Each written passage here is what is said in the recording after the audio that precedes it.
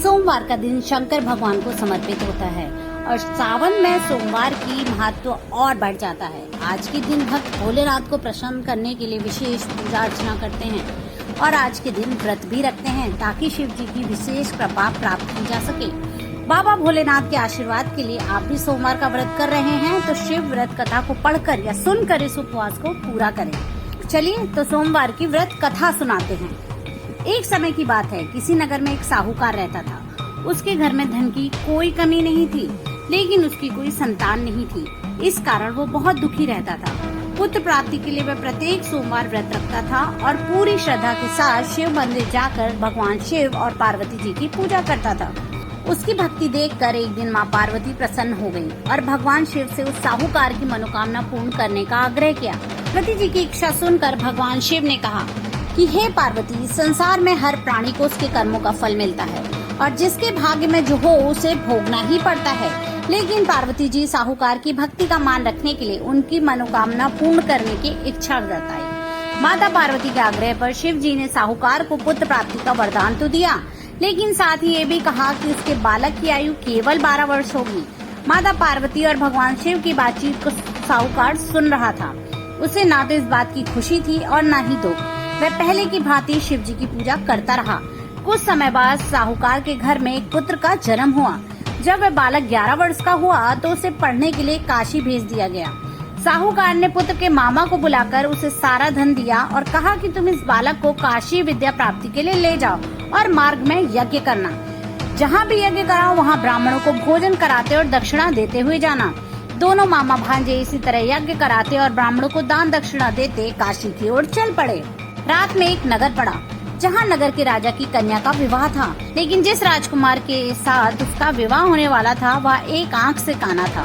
राजकुमार के पिता ने अपने पुत्र के काना होने की बात को छुपाने के लिए एक चाल सोची। साहूकार के पुत्र को देखकर उसके मन में एक विचार आया। उसने सोचा क्यों न इस लड़के को दूल्हा बनाकर राजकुमारी से विवाह करा दूं।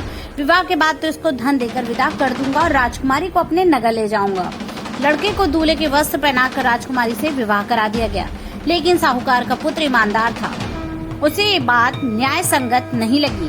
उसने अवसर पाकर राजकुमारी की चुन्नी के पल्ले पर लिखा कि तुम्हारा विवाह तो मेरे साथ हुआ है, लेकिन जिस राजकुमार के साथ तुम्हें भेजा जा रहा है वह एक आंख से काना है। मैं तो काशी पढ़ने जा रहा हूँ। जब राजकुमारी ने चुन्नी पर लिखी बातें पढ़ी तो उसने अपने माता पिता को ये बात बताई। राजा ने अपनी पुत्री को विदा नहीं किया, जिससे बारात वापस चली गई। दूसरी ओर साहूकार का लड़का और उसका मामा काशी पहुँचे। वहां जाकर उन्होंने यज्ञ किया। जिस दिन लड़की की आयु 12 साल की हुई उसी दिन यज्ञ रखा गया। लड़के ने अपने मामा से कहा कि मेरी तबीयत कुछ ठीक नहीं है। मामा ने कहा तुम अंदर जाकर सो जाओ। शिव जी के वरदान अनुसार कुछ ही देर में उस बालक के प्राण निकल गए। मृत भांजे को देख उसके मामा ने विलाप शुरू किया। संयोगवश उसी समय शिव जी और माता पार्वती उधर से जा रहे थे। पार्वती ने भगवान से कहा, स्वामी मुझे इसके रोने के स्वर सहन नहीं हो रहे हैं। आप इस व्यक्ति के कष्ट को अवश्य दूर करें। जब शिव जी मृत बालक के समीप गए तो वो बोले, ये उसी साहूकार का पुत्र है जिसे मैंने 12 वर्ष की आयु का वरदान दिया था। अब इसकी आयु पूरी हो चुकी है। लेकिन मातृभाव से विभोर माता पार्वती ने कहा, हे महादेव, आप इस बालक को और आयु देने की कृपा करें, अन्यथा इसके वियोग में इसके माता पिता भी तड़प तड़प कर मर जाएंगे। माता पार्वती के आग्रह पर भगवान शिव ने उस लड़के को जीवित होने का वरदान दिया। शिव जी की कृपा से वह लड़का जीवित हो गया। शिक्षा समाप्त करके लड़का मामा के साथ अपने नगर की ओर चल दिया। दोनों चलते हुए उसी नगर में पहुंचे जहां उसका विवाह हुआ था। उस नगर में भी उन्होंने यज्ञ का आयोजन किया।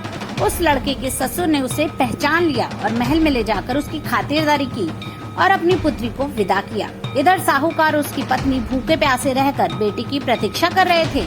उन्होंने प्रण रखा था कि यदि उन्हें अपने बेटे की मृत्यु का समाचार मिला तो वह भी प्राण त्याग देंगे, परंतु अपने बेटे के जीवित होने का समाचार पाकर वे बेहद प्रसन्न हुए। उसी रात भगवान शिव ने व्यापारी के स्वप्न में आकर कहा, हे सृष्टि, मैंने तेरे सोमवार के व्रत को करने और व्रत कथा सुनने से प्रसन्न होकर तेरे पुत्र की लंबी आयु प्रदान की है। इसी प्रकार जो कोई सोमवार व्रत करता है या कथा सुनता है और पढ़ता है उसके सभी दुख दूर हो जाते हैं और समस्त मनोकामनाएं पूर्ण होती हैं।